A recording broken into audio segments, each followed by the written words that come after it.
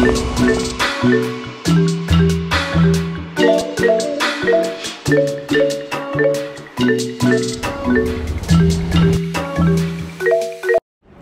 guys, apa kabar? Balik lagi di video aku.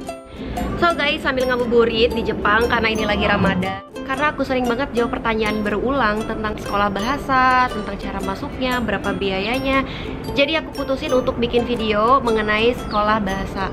Aku juga udah open Q&A di Instagram dan aku udah nge-screenshot beberapa pertanyaan kalian, komentar kalian di YouTube, dan aku akan jawab.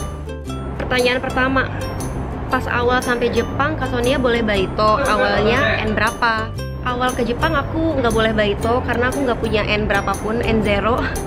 Karena waktu itu bener-bener nggak bisa bahasa Jepang, nggak bisa baca tulis, nggak bisa baca hiragana, katakana, apalagi kanji ya. Jadi aku baru mulai baito itu setelah 9 bulan di Jepang. Apakah bisa sekolah di Jepang tanpa beasiswa? Bisa banget, tanpa beasiswa. Biaya sendiri itu sangat bisa, karena banyak teman-teman aku yang kuliah di Jepang juga tanpa beasiswa dan dia ngebiayain dirinya sendiri. Kak, kalau kita udah lulus sekolah bahasa terus gak keterima di univ negeri atau swasta, bisa kerja dulu apa enggak?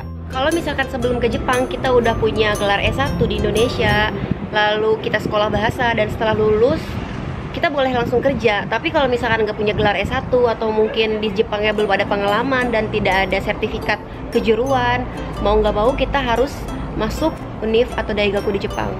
Kalau misalkan nggak keterima univ negeri atau swasta, berarti last optionnya itu ada namanya semonggakko atau sekolah kejuruan, dan itu udah pasti bakal keterima. Sekolah bahasa berapa lama? Sekolah bahasa itu maksimalnya 2 tahun, apalagi kalau misalkan mau persiapan masuk universitas atau sekolah kejuruan. Biasanya mereka menerima murid yang lulus sekolah bahasa itu 1 tahun 6 bulan, mulai dari 1 tahun 6 bulan sampai dengan 2 tahun. Nama universitasnya apa, sama jurusan apa?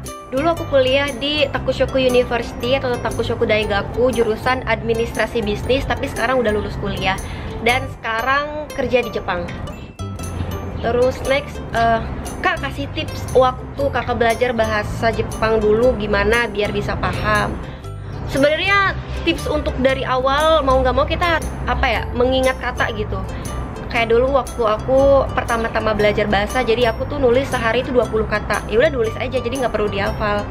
Lama-lama karena kita sering nulis, sering lihat, jadi kayak keinget sendiri gitu. Biaya sekolah bahasa Jepang untuk 1 tahun berapa di sana? Oke, jadi untuk biaya sekolah bahasa itu per 6 bulan sekali. Jadi per 6 bulan atau 1 semester itu seharga 340.000 yen zaman dulu.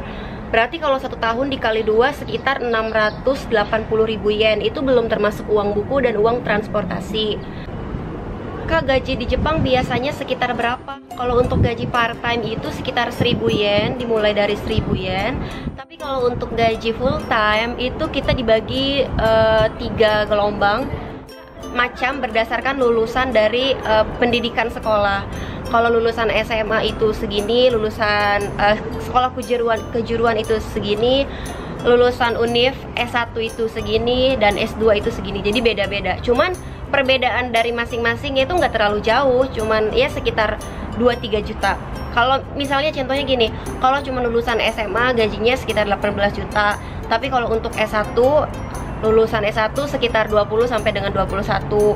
Tapi kalau untuk S2 biasanya ya naik lagi 2 juta, sekitar 23 atau 24.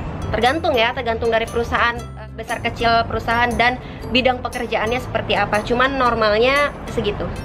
Kak, sekolah bahasa di Jepang di bawah 50 juta ada apa enggak? Sebenarnya ada. Yang tadi aku bilang 6 bulan itu biayanya sekitar 340.000 yen. Itu per 6 bulan, cuman itu hanya biaya sekolah aja, belum termasuk uang buku, uang transportasi, uang biaya hidup, uang makan, uang pulsa, uang internet, dan segala macamnya.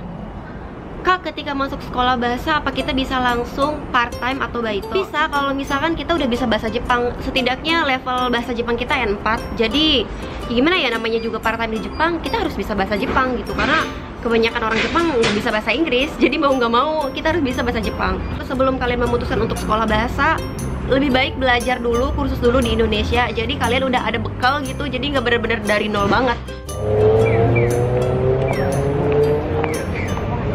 sambil ngebuburit. Jadi segitu dulu videonya.